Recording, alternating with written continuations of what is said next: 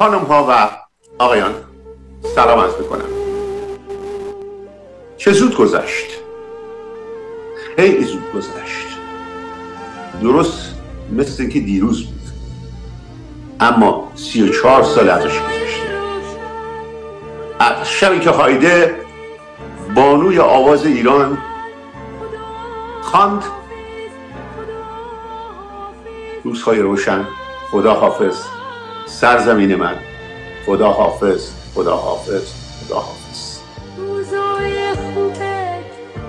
هایده ماندنی در تاریخ موسیقی ایران است.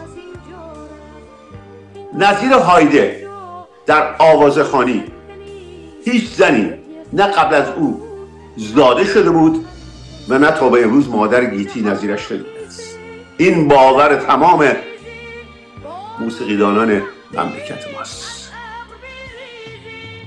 امروز در سالگرد مرگ هایده میخوام از او صحبت کنم.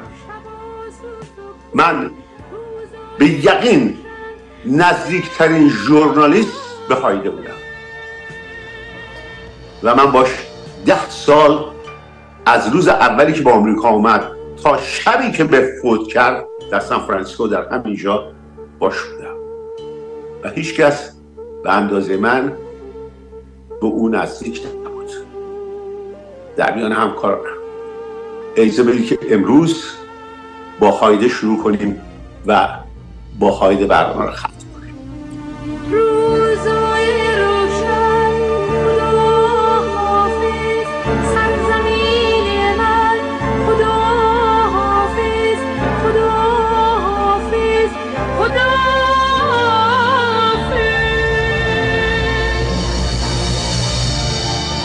روزای خوبت بگو کجا رفت، تو قصه ها رفت یا از اینجا رفت. انگار که اینجا هیچکی زنده نیست، گریه فرامون خنده نیست. گونه ها خیزه، دلا پاییزه، بارون قهبی از ابر بریزه. همه با هم همه از هم دور، روزان شب شب آسود و کور. روزای روشن، خدا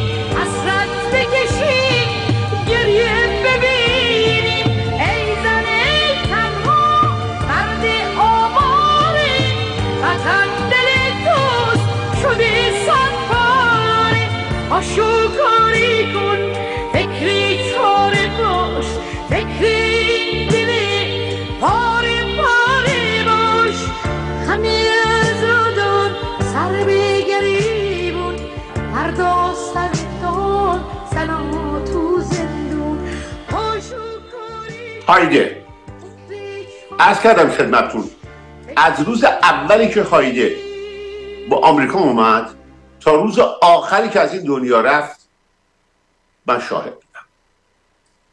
هایده از موجودات عجیب و غریب روزگار بود. از انگلیس با کشتی اومد.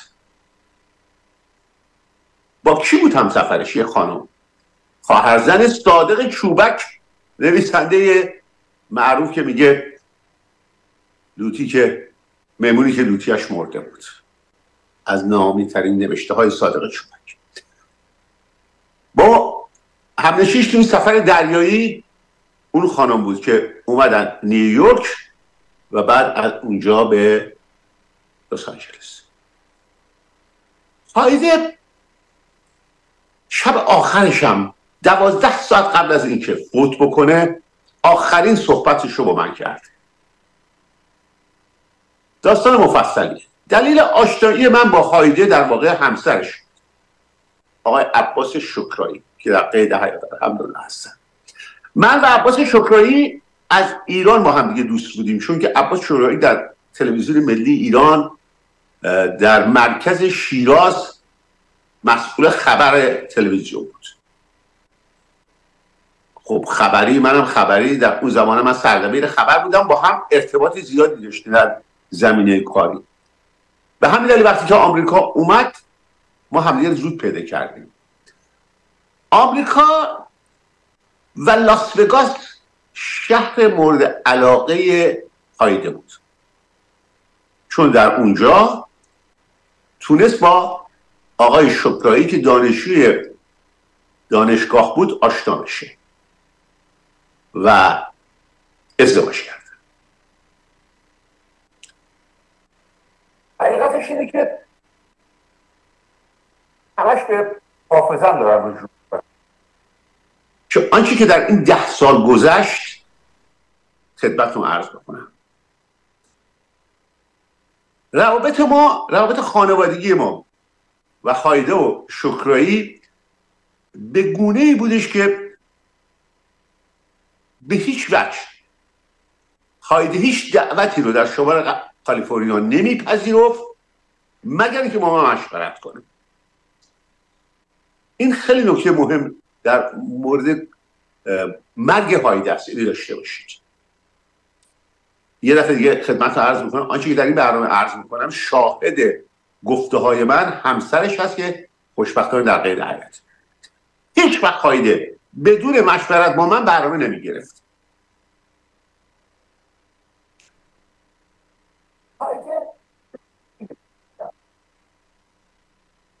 سواد چندانی نداشت از نظر اکادمیک.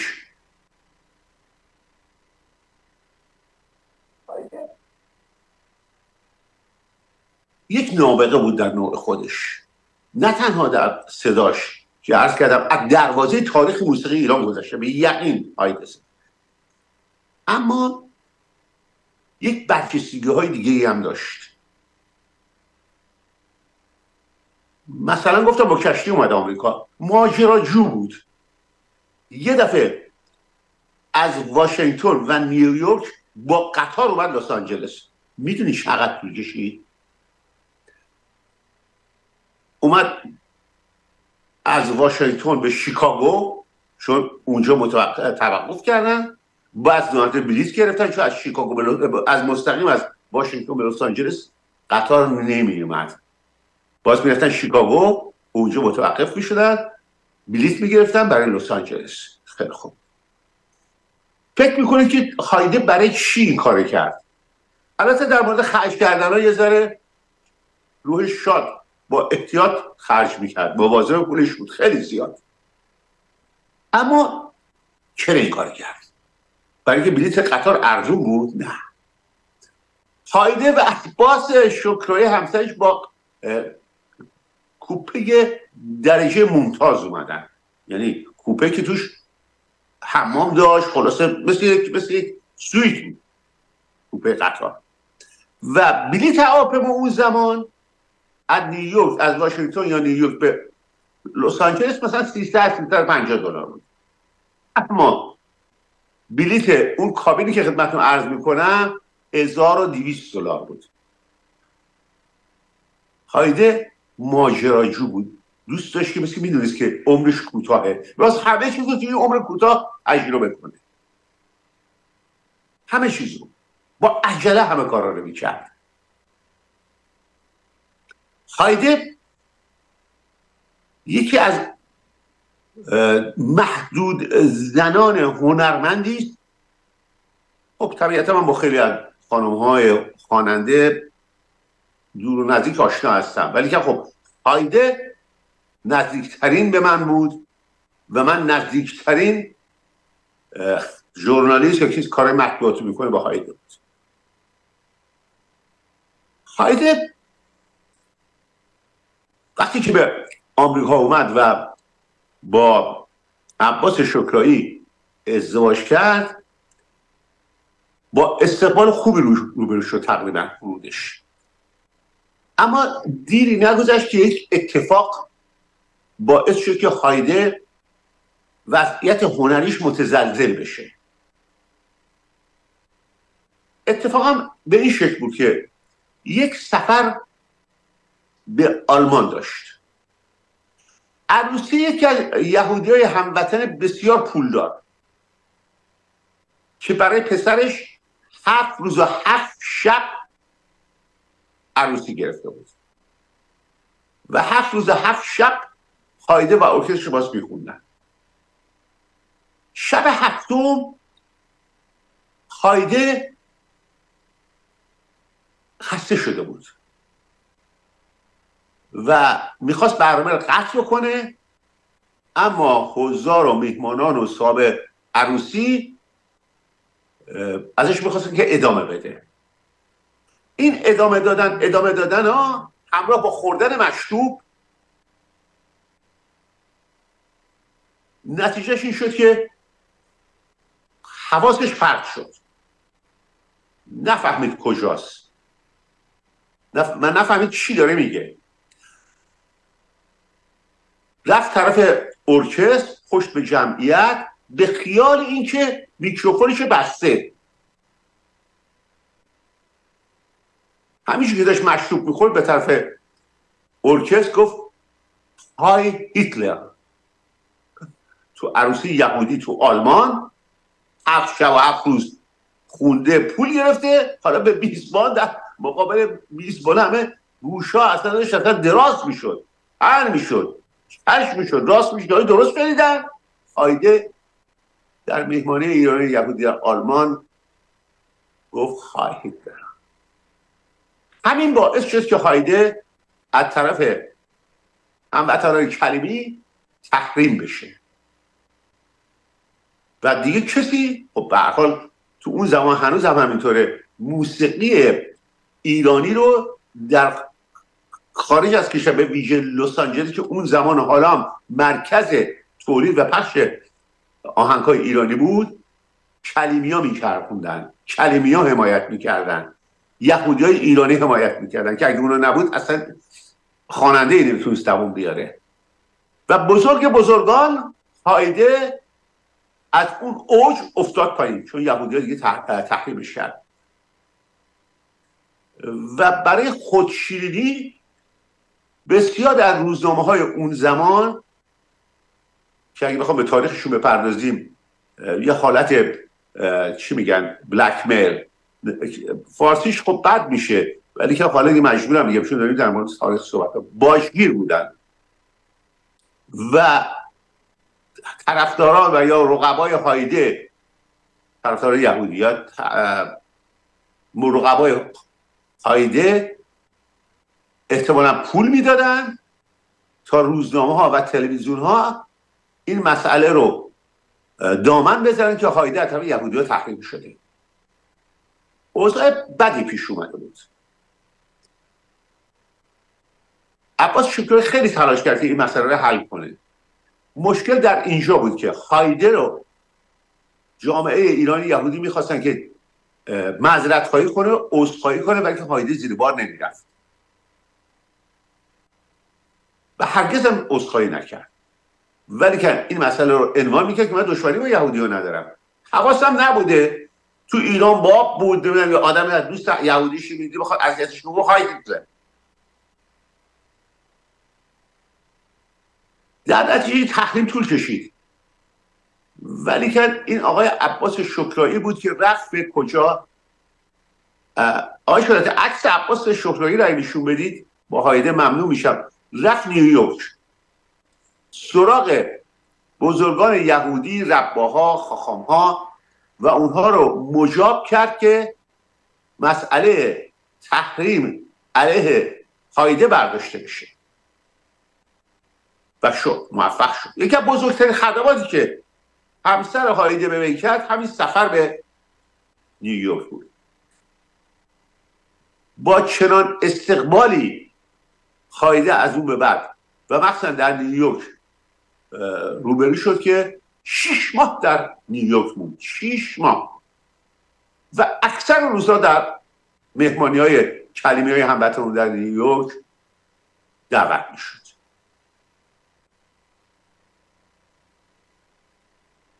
این یک قسمتی از یعنی پوینت یا مسئله مهمی بود که در اون آغاز در هجرتش به آمریکا براش رخ داد. اما چطور فوت کرد؟ چی شد؟ چطور شد که به سان فرانسیسکو اومد؟ از من چی میخواست؟ و خیلی مسائل دیگه. نگاه میکنیم به ویدیویی از، خب اینم عکس هایده و آقای شکرایی. البته این عکس حالا من بوده و روی جلد مجله آپادانا من چاپ کردم و بعد دیدیم که در همه جا در دنیای مجازی به اصطلاح پست شده. Prestige, honor, excellence. These are the attributes of the ideal attorney who is sought out by their peers and clients alike. The National Association of Distinguished Counsel has selected the top 1% of practicing professionals in the legal industry. Through the most extensive and rigorous research process available, candidates are nominated by their peers and identified by a team of trained researchers. Nominees' qualifications are scrutinized by a thorough review process. They are vetted by a panel of attorneys with podium status from independently neutral organizations. Finalists are selected by a judicial review board as exhibiting virtue in the practice of law. The result is an elite class of advocates. This attorney has earned designation as the top 1%.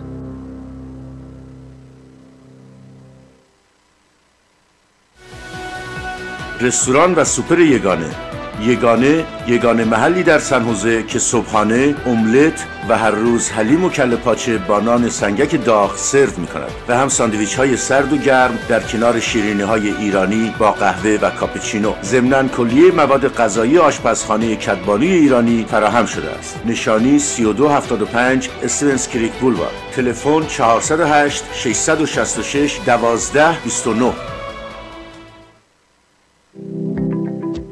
نشانه موفقیت پایداری است و نگین با نیم قرن سابقه قدیمی‌ترین رستوران ایرانی سن‌هوزه منتخب شما به عنوان ارائه کننده خوشمزه ترین کباب‌ها و خورشت‌ها با گوشت ذبح حلال و شنبه شب‌ها به همراه موزیک زنده و دیجی. تلفن 408 866 6400. صدف یکی دیگر از بهترین های خود را به شما معرفی می کند.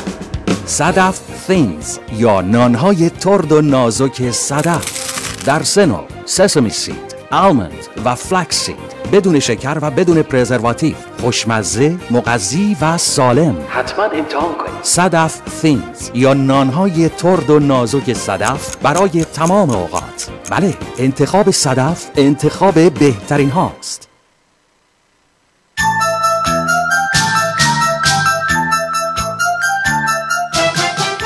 دایموند، پرستیژ و زیبایی، همه در مجموعه جواهرات دیوا آف لهایا.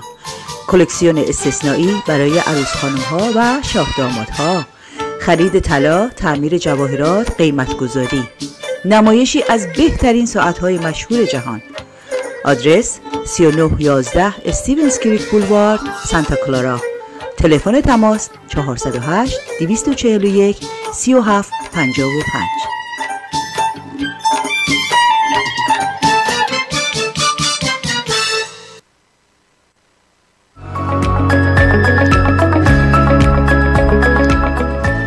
کتاب سراب 3 منتشر شد.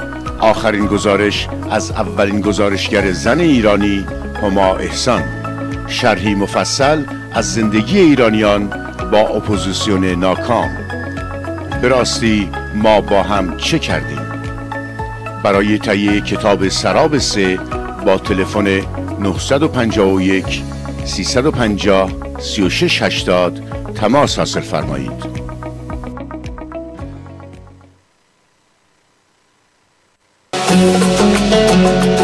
انور بازار اینک با مدیریت جدید ایرانی در خدمت شماست. انواع گوشت و مرغ حلال، میوه و سبزیجات تازه، لبنیات و انواع سوسیس و کالباس، خشکبار و تنقلات ایرانی و افغانی، برنج و چای در برندهای متنوع، نان بربری تازه 7 روز هفته، کباب داغ جمعه، شنبه و یک شنبه ها از ساعت 11 صبح.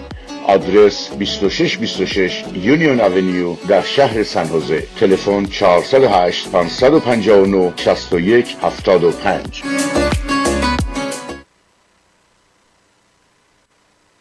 با سلام مجدد برمیگردم به خانه‌های پر از عشق و محبت و صفا و پاکی و یکرنگی شما خانم آقای ایرانی، هموطن بسیار بسیار عزیز و گرامی. هایده در واقع خیلی خیلی ناگهانی و زود رفت. 47 سالش بود. در 47 سالگی رفت. بذارید از اینجا شروع بکنم که سال 1980 هایده با آمریکا آمد. در سال 1981 اولین نوروزی بود که من برنامه تلویزیونی داشتم و اون زمان ویدیویی وجود نداشت. یک ویدیوی رنگارنگ از قبل از انقلاب تو بازار بود که ما هر بار هم یه دونه دو تا از این ترانه‌هاش رو توی برنامه می‌ذاشتیم. تولید ویدیویی نبود. عید شد. من این موضوع رو با هایده و آقای شکرایی در میون گذاشتم که من میخوام شما بیاید و اینجا شب عید برنامه داشته باشیم. و میان اومد با محستی اومد. این هیچ وقت یادم نمیده که برنامه شب عید من و تلویزیونی منو واقعا گلبارون کردن. این دوستی ها ادامه داشت تا اینکه هایده سکته کرد. 2 دفعه سکته کرد. اولی خیلی ملیح بود، دومی تقریبا قوی‌تر از اولی بود. دلیلش هم این بود که بر اثر فشار خانواده‌اش، فرزندانش به ویژه محستی، اینا که خدمتتون عرض میکنم مستنده ها، یعنی برای شهادت به اون چیزی که در این گفتارم میشنوید آقای شکرایی هستن و میتونه شهادت بده و من چون در جریان بودم. فشار بچهای هایده به رهبری محستی این بود که میخواستن که هایده از همسرش جدا بشه. چرا؟ چون که میگفتن که ثروتش به اون میرسید از فوت هایده و شکرایی برای این هایده ازدواج کرد که از این فرصت ها استفاده، در حالی که من در شاهد بودم هرگز عباس شکرایی در مسائل مالی دخالتی نداشت. هر چی هایده درآمدش مال خودش بود.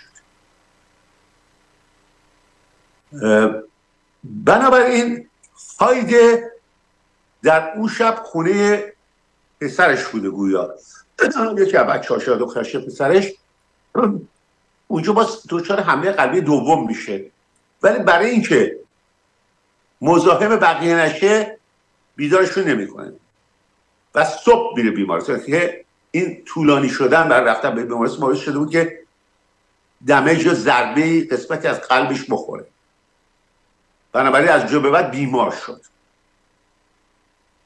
بعد از این بیماری به دلیل اینکه رستوران نایت کلاب کازابلانکا یکی از مشتری خوب ما برای دادن آگهی به تلویزیون بود، تازه باز شده بود و یه جایی بود که حدود 200 نفر جمعیت، همون جایی که هایده رفت شب آخر رو گذرون. بنابراین خواستاری بود که با اسمای بزرگ کارشو شروع کنه و خب خواننده‌های بزرگ نمی‌اومدن توی جای 200 نفره یا 180 نفر. 3 برادر بودند که با هم این منطقه این به اصطلاح مکان رو میچرخوندن. برادر بزرگتر به سراغ من اومد و مصرراً از من خواست که در این مورد باش کمک کنم و من برای اینکه واقعا خب بتونیم آگهی رو نگه داریم، مخصوصا اون زمان خب تعداد آگهی تازه یواشاش داشت زیاد میشد، قبول کردم. در نتیجه پادرمیونی من خواننده های صاحب نامی چون مویی، ابی، ستار، مرتضی، شهرام، شهره سولتی، سوسن و همه اومدن، اونایی که نمی اومدن. و آخرش این آقای طباطبایی از من خواستش که هایده رو بگم بیاد. این دیگه خیلی سخت بود چون اونا رو میشد یه روی انداخت که روی انداختم قبول کردن، ولی میدونستم هایده غیر ممکنه زیر بار بره. برای اینکه گفتم خود سعیمو میکنم. هایده تازه سکه دومی کرده بود و از عباس شکرایی به دلیل همون فشارهای خانوادگی جدا شد. یادم میاد که تو همون دوران بهش زنگ زدم بود هایده چرا جدا شدی؟ گفت چاره‌ای نداشتم. گفتم آخه چطور؟ گفت دوستش دارم عباس ولی چاره‌ای نداشتم. حتی من اجازه داشتم نوه‌مو ببینم. همه با هم قهر کردم.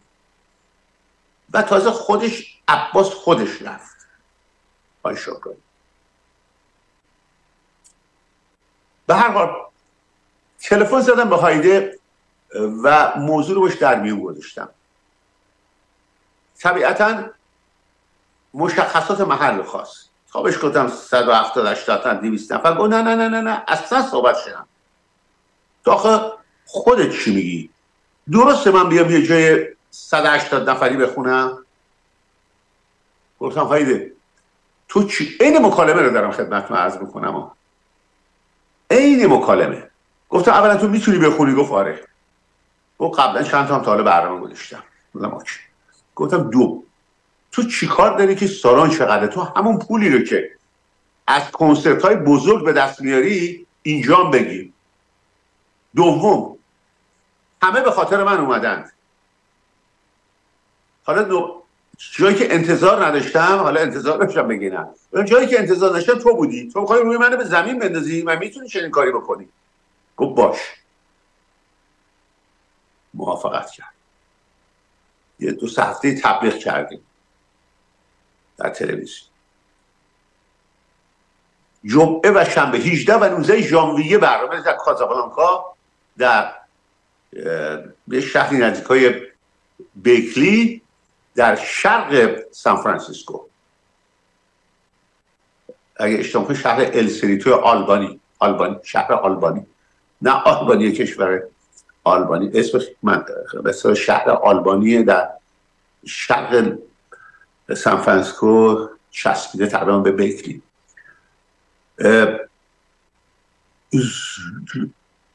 تقریبا ساعت 11 صبح بود. تلفن جمعه شبم کنسرتش بود. تلفن زنگ زدم هایده است. پرسیدم که کجایی اومدی؟ گفت نه تو آرایشگاه توی وست بود. پس نیومدی؟ گفتم پس بگوش هر کاری داشتی همه چیز درسته، من چک کردم. گفت نه میخوام یه چیزی رو بهت بگم. گفتم بگو. گفت من این برنامه رو یا کنسرت رو به خاطر تو اومدم. من معمولا خب میدونستم درست میگه. گفت من معمولا پول پیش میگیرم ولی که به خاطر تو پول پیشم نگرفتم. صاحب محلم نمیشناسم، دارم میام فقط به اعتبار تو و در نتیجه انتظار دارم که اگر از این آقایونی که من نمیشناسمشون من با مشکل مالی برخوردم، طبق صحبتی که تو به من کردی و گفتی اینقدر پول بهت میدن ندادن طرف حساب من تویی. گفتم هایده جان هیچ مهم نیست عزیز من. تو فرودگاه وقتی سوار لیموزین شدی گویا لیموزین میاد دنبالم. گفتم آره با لیموزین میاد دنبالت. وقتی سوار لیموزین شدی همونجا تو لیموزین پول دو شبته میگیری. گفتش که تو امشب هستی دیگه حتما. گفتم آره هستم. چطور؟ تو میخوام بگم میزی جلو برات بذارم. حالا اون شد پارتی من. هایده ببینیم که اون شب چی شد. شب آخر هایده نگاه میکنیم به صدای ناب هایده.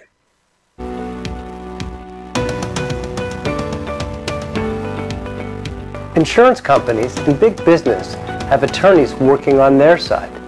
You should have an attorney on your side too. We have successfully prevailed against big business and every major insurance carrier. We know what it takes to win. We have cutting-edge legal research software providing us with immediate access to the most recent changes in the law which could affect your case. We're a modern paperless law firm. Our top-of-the-line case management system allows us to flawlessly manage your case from inception to conclusion. Our phone lines are available 24/7. All emergency inquiries are handled right away. Our clients have access to texting, email, and phone call to our entire staff. We believe in justice. We believe in advocacy. We believe in competent attorney representation at no cost to you. Whether your injuries are minor or catastrophic, or you've suffered the loss of a loved one, we're here for you because your injury is our fight.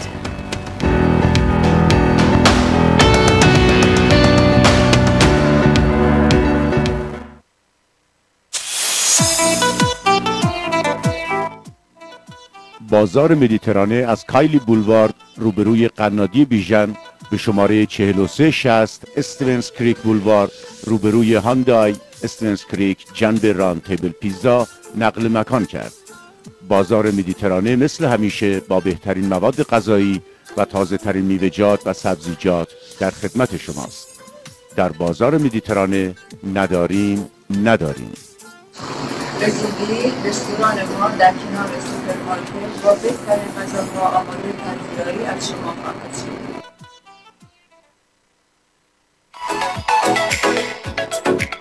گل فروشی و هدیه سرای هارمونی. گل‌های زیبا با چیدمان حرفه‌ای ویژه مناسبت‌های گوناگون. تلفن 408 229 31 13. آدرس ساراتوگا روبروی قنادی بیبی جنب استارباکس در شهر سن خوزه. هارمونی.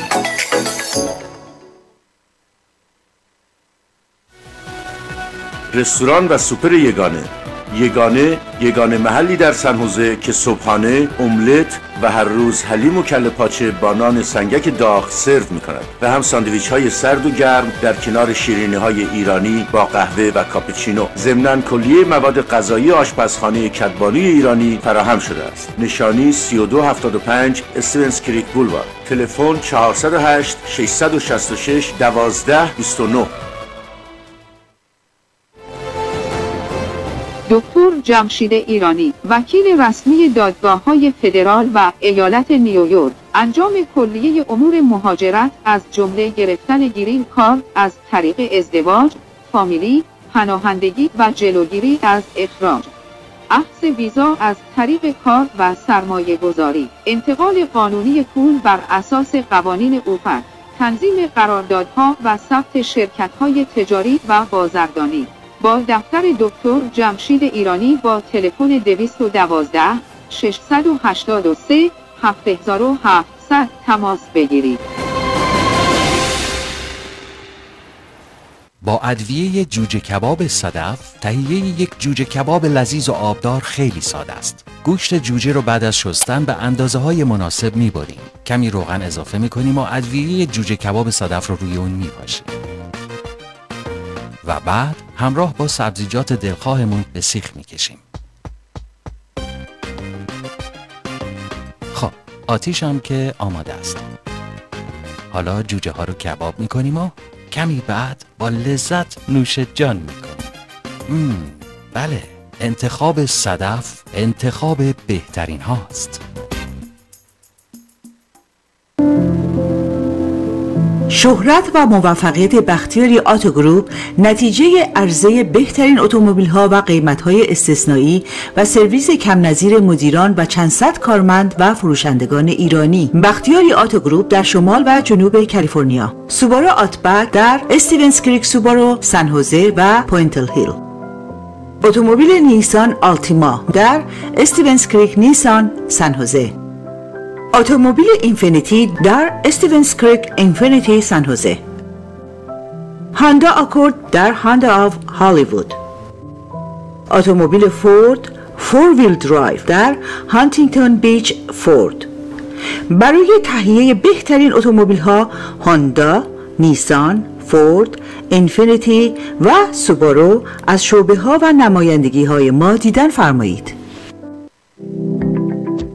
نشانه موفقیت پایداری است و نگین با نیم قرن سابقه قدیمی‌ترین رستوران ایرانی سن هوزه منتخب شما به عنوان ارائه کننده خوشمزه‌ترین کباب‌ها و خورشت‌ها با گوشت ذبح حلال و شنبه شب‌ها به همراه موزیک زنده و دیجی. تلفن 408 866 6400.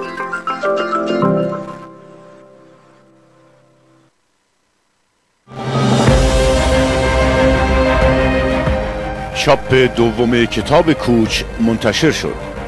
کوچ خاطرات 60 سال زندگی عطرت الهی گودرزی همسر دکتر صدرالدین الهی است با ناگفته‌های فراوان از تک مصاحبه او با سید ضیا تا تأسیس شیرینی فروشی کوچکی که تبدیل به کارخانه بزرگ و معروف سان فرانسیسکو شد.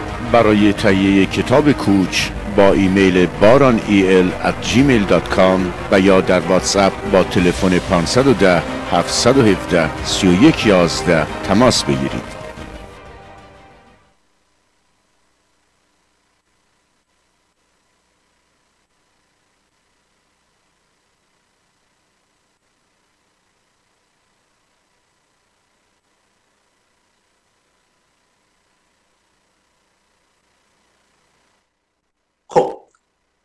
حدودای ساعت 5-6 بعد از اون که آقای شکرایی به من زنگ زدن که نگران حال هایده بودن. گفتن هایده رو دیدی؟ گفتم که نه. گفت چطور؟ گفتم بالا گرفتار کار تلویزیون من کارا تموم نشده. گفت من ازت خواهش کنم تو روابطت با هایده حفظ بکن. دو تا ترسید قرار نگه که ما از هم جدا شدیم. امشب میری؟ گفتم سعی میکنم. گفتم بهش میام ولی که نمیدونم میرسم یا نه. نرسیدم. شب آخر ویدیو شب آخر دیدم. یک آقای به نام آقای هوشمند سرآشپز رستوران کلاب کازابلانکا. اون شب کارش که تمام بشه واسه از صحنه‌های آخر که دیگه پایان قضیه بوده، آشپزخونه بسته بوده، فیلم میگیره، ویدیو میگیره و اون در اختیار من گذاشت. نگاه کردم که هایده در ضمن آقای شهرام کاظمی که با ایشون در واقع ضرب میزد، اونم به من گفت روی صحنه خیلی متلاطم بود، عرق زیاد میکرد. ویدیو هم کمابیش نشون میداد ولی که عقل کسی نمیرسید که این ممکن چند ساعت دیگه فوت کنه، چون اونجوری نبود که نشون بده که واقعا خیلی بده. در نهایت این که هایده آهنگاشو میخونه. آخرین آهنگی که میخواد بخونه، اولا آخرین آهنگی که میخواسته بخونه میخوام برم پیش خدا. میگه که در اینجا من میخوام صاحب رستوران به خاطر تشکر و قدردانی از من به اسم من این شامپاین میفرسته روی صحنه برای هایده، در که من اصلا نبودم اونجا.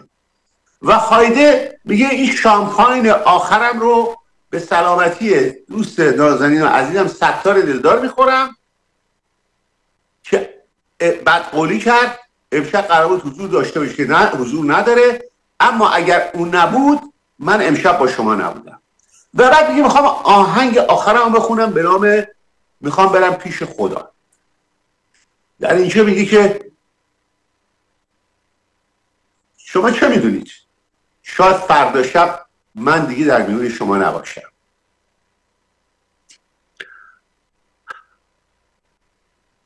این یه قطاری است که به سرعت داره میره، قطار زندگی، و همه ما یه روزی به ایستگاه آخر میرسیم و پیاده میشیم. من میخوام برم به سوی خدا. این آخرین آهنگی که میخونم.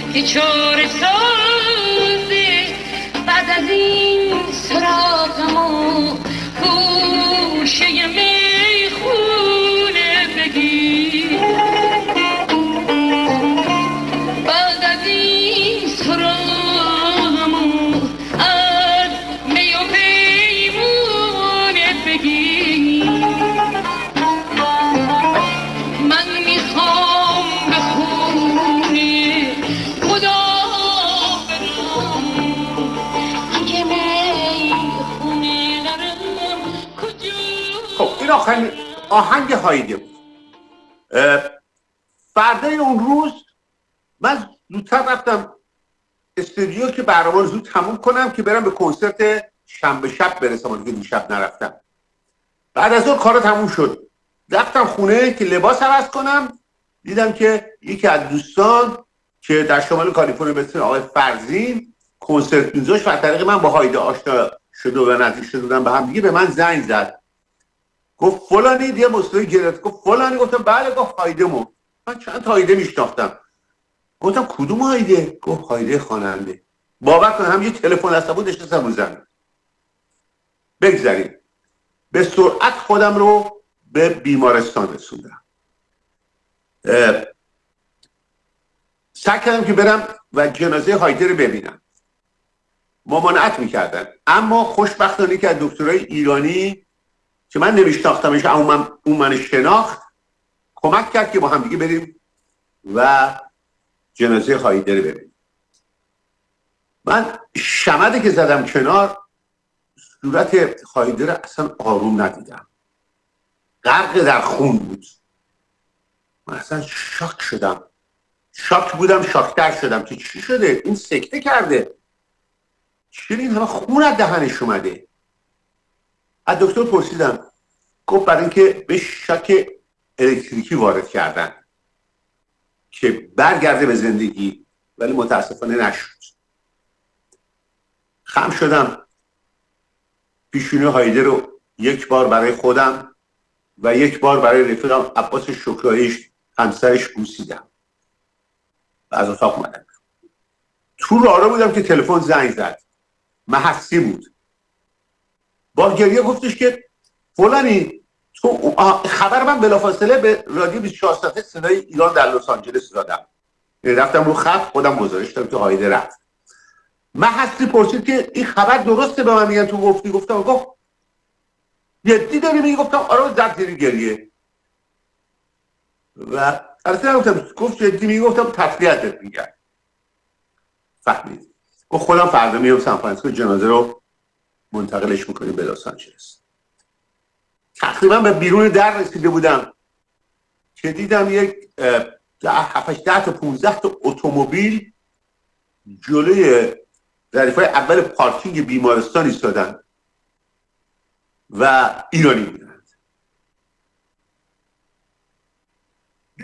تلفن زنگ زد و دیدم شهره است، شهره سولتی.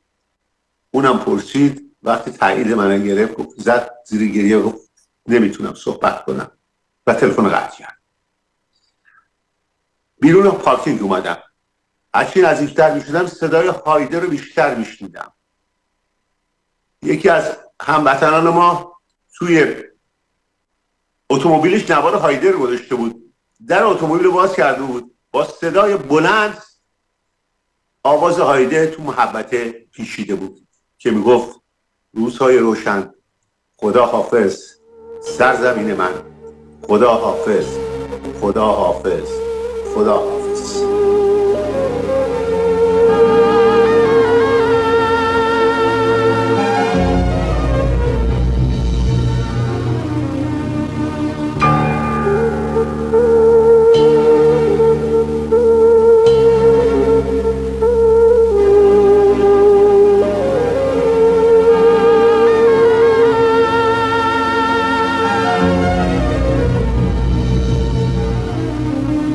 روزهای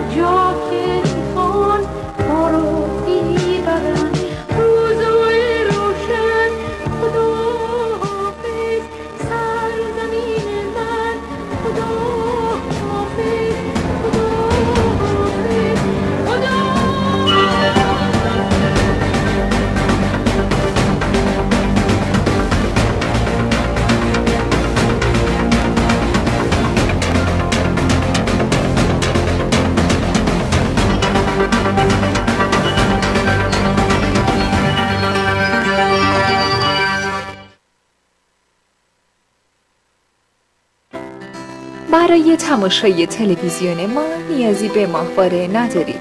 شبکه ما را می توانید از طریق تمامی پلتفرم های جیلویز در هر کجای دنیا که به اینترنت دسترسی دارید تماشا کنید.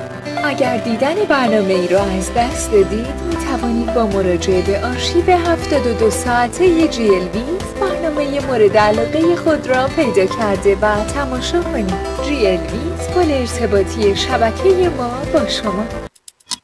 بنا به استقبال شما عزیزان، تخفیف ویژه جیلویز تا 15 ماه فوریه تمدید شد. اشتراک 12 ماهه اپ جیلویز بر روی تلویزیون های هوشمند فقط $86 آمریکا. اشتراک 6 ماهه فقط $47 آمریکا. باکس HD 500 با اشتراک 6 ماهه با قابلیت تمدید اشتراک فقط $109 آمریکا.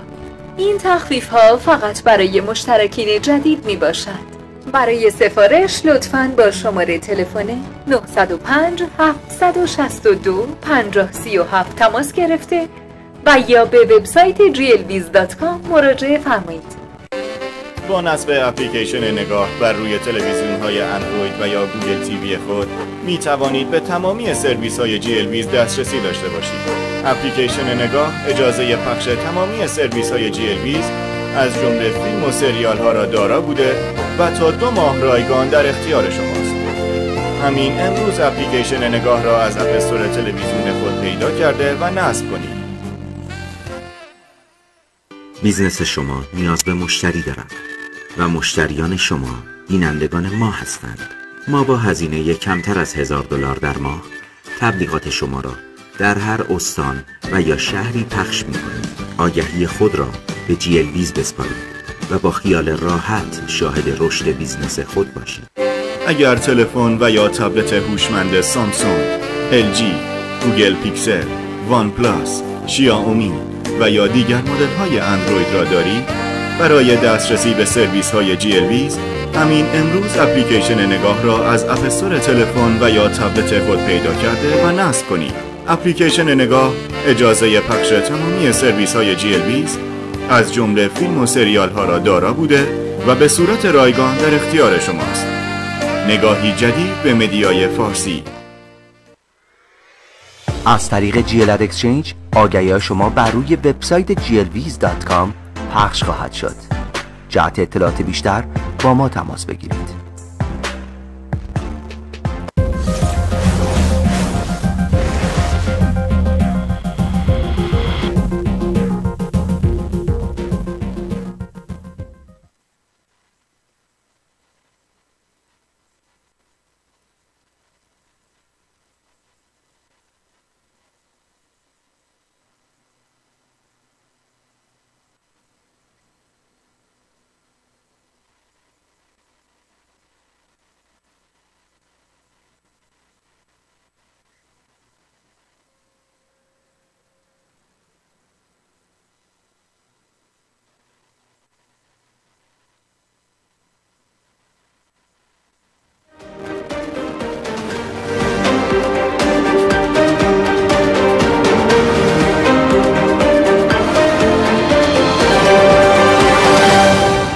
سرتیتر خبرها: مولوی عبدالحمید امام جمعه اهل سنت زاهدان از اضافه شدن نظارت استصوابی شورای نگهبان به قانون اساسی انتقاد کرد.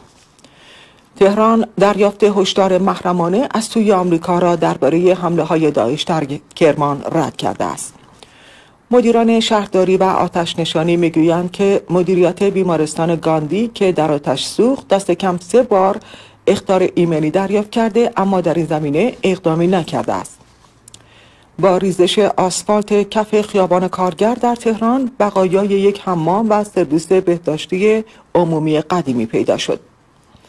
اسرائیل تصمیم دادگاه بین‌المللی دادگستری برای رد مختوم کردن پرونده نسل کشی در غزه را لکه ننگ خواند و آفریقای جنوبی از آن استقبال کرد. هارس از دستیابی به تفاهم در مورد اکثر بندها در یک معامله جدید برای آزادی اسرائیلی‌های ربوده شده به دست حماس به غزه خبر داده است. پکن از ایران خواسته که مانع حمله حوثی‌ها شود تا تجارتش با چین آسیب نبیند. یک ناوشکن آمریکایی موشک حوثی‌های مورد حمایت جمهوری اسلامی را ساقط کرد. نظرسنجی که به تازگی توسط رویترز و شرکت پژوهشی ایپسوس صورت گرفته نشان می‌دهد که دونالد ترامپ از جو بایدن محبوب تر است.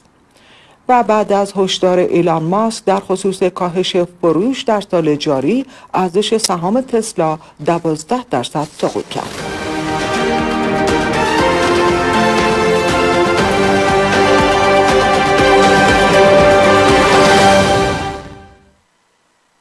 شنوندگان گرامی شبکه جهانی پارس، من لیلا هاشمیان هستم و در این ساعت با مشروع خبرهایی از ایران و سایر نقاط جهان در خدمت شما عزیزان خواهم بود. امروز جمعه 26 ژانویه 2022 میلادی 24 میلادی برابر است با 6 بهمن ماه سال 1402 خورشیدی. عبدالحمید اسماعیل زهی امام جمعه اهل سنت زاهدان در خطبه‌های نماز جمعه 6 بهمن ماه گفت بیش از 1 سال است که مردم در کشور حرف و مشکل دارند و هوشمندی آن است که صدای مردم شنیده شود. امام جمعه اهل سنت زاهدان با بیان اینکه برای اجرای خواسته های مردم قدمی برداشته نشده و در مقابل این خواسته ها مقاومت شده، به مسئولان جمهوری اسلامی یادآور شد روش گذشته جواب نمی‌دهد و گفتگو و مذاکره جواب می‌دهد. مولوی عبدالحمید در خطبه‌های امروز خود تاکید کرد که قانون اساسی در دوره نسل گذشته تصویب شده و نسل جدید و شرایط و تقاضاهای جدیدی پیش آمده، اما قانون هیچ تغییری نکرده است. اسماعیل زهی در بخش دیگری از سخنانش با اشاره به مواردی چون نظارت استصوابی شورای نگهبان گفت که در حال حاضر به همین قانون اساسی فعلی هم عمل نمی شود. او با اشاره به رد صلاحیت حسن روحانی و برخی وزیران و نمایندگان سابق مجلس از مسئولان جمهوری اسلامی پرسید دنیا با این رد صلاحیت ها درباره ما چه فکر می کند؟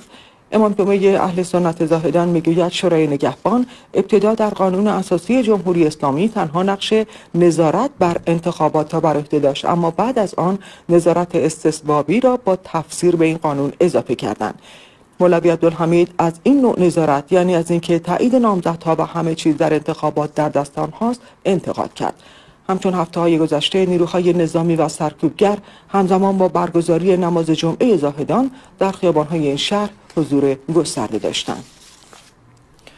خبرگزاری جمهوری اسلامی ایرنا به نقل از یک منبع آگاه دیپلماتیک دریافت هشدار محرمانه از سوی آمریکا پیش از حمله‌های کرمان را رد کرده است. مقامات آمریکایی روز پنجشنبه خبر دادند که واشنگتن پیش از انفجارهای کرمان به ایران اطلاع داده بود که داعش خراسان در حال برنامه‌ریزی برای یک حمله است. خبرگزاری ایرنا روز جمعه به نقل از یک مقام دیپلماتیک ارسال پیام از سوی آمریکا را درباره عملیات داعش خراسان در کرمان رد کرد، اما در گفتگو با یک مقام امنیتی نوشت که امکان دارد پیامی از سوی ایالات متحده ارسال شده باشد.